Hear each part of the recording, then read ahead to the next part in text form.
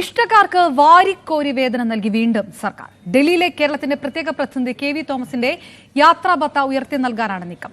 പ്രതിവർഷ തുക 5 ലക്ഷത്തിൽ നിന്ന് 11.31 ലക്ഷമാക്കാൻ പൊതുഭരണ വകുപ്പ് ശുപാർശ നൽകി. വി അരുൺ ചേരുന്നു. ഇരട്ടിയിലധികം തുകയായി യാത്രാ ഭത്ത ഉയർത്തുന്നു. വഴിവിട്ട സഹായം ഇതിനകത്ത് ചെയ്യുന്നുണ്ട് എന്നുള്ള ഒരു ആരോപണം ഉയരാനുള്ള സാധ്യത പ്രതിപക്ഷത്തിന്റെ ഭാഗത്തും ഉണ്ടാകും. വിവരങ്ങൾ എന്താണ്? ഇന്നലെ ചേർന്ന നിയമസഭയുടെ സബ്ജക്ട് കമ്മിറ്റിയാണ് കെ.വി. തോമസിന്റെ യാത്രാ ഭത്ത ഉയർത്താൻ ശുപാർശ ചെയ്ത് പ്രതിവർഷ തുക 11.31 ലക്ഷമാക്കാനാണ് ഇപ്പോൾ ശുപാർശ നൽകിയിരിക്കുന്നത്. അദ്ദേഹത്തിന് നേരത്തെ പ്രതിവർഷം യാത്രാ ഭത്തയെ അനുവദിച്ചത് 5 ലക്ഷം രൂപയായിരുന്നു. എന്നാൽ 6.31 ലക്ഷം രൂപ പ്രതിവർഷം ചെലവാകുന്നുണ്ട്. അതുകൊണ്ട് കൂട്ടണമെന്നായിരുന്നു ആവശ്യം. അത് പരിഗണിച്ചാണ് ഇപ്പോൾ ഈ യാത്രാ ഭത്ത കൂട്ടിയിരിക്കുന്നത്. 5 ലക്ഷത്തിൽ നിന്ന് നേരെ 11.31 ലക്ഷമായി ഉയർത്താനാണ് ശുപാർശ. ധനവകുപ്പ് അംഗീകരിക്കണം. ഇപ്പോൾ സബ്ജക്ട് കമ്മിറ്റിയുടെ ശുപാർശ മാത്രമാണ്.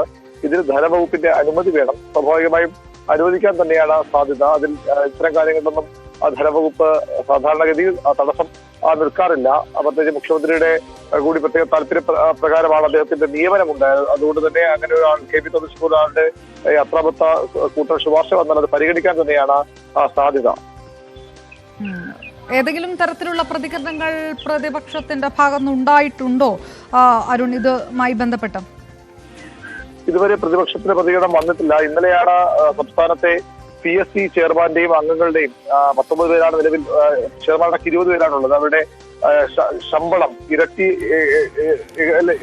1 ലക്ഷത്തിലേറെ രൂപ തുക 1 ലക്ഷത്തിലേറെ രൂപ ഇന്നലെയാണ് വർദ്ധിപ്പിച്ച് മന്ത്രിസഭാ യോഗം തീരുമാനമെടുത്തത്. വലിയ വിമർശനം അതിൽ ഉയരുന്നുണ്ട്. 3 കോടി പരം രൂപയുടെ സാമ്പത്തിക ബാധ്യത സർക്കാരിന് ഒരു വർഷം ഉണ്ടാവുന്ന തരത്തിലുള്ള ഒരു വർധനയാണ് അതിലുണ്ടായത്. അതിന് തൊട്ടു പിന്നാലെയാണ് ഇപ്പോൾ ഈ കെ.വി. തോമസിന്റെ ശമ്പളവും കൂട്ടിയിരിക്കുന്നത്. ഇന്നലെ പ്രതിപക്ഷം ശക്തമായ വിമർശനം PSC അംഗങ്ങളുടെ വേതനം ശമ്പളം ഉയർത്തിയതിൽ വലിയ വിമർശനം പ്രതിപക്ഷം ഉന്നയിച്ചിരുന്നു.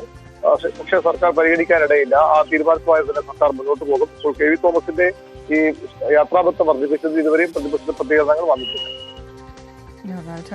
വി അരുൺ ആണ് വിവരങ്ങൾ.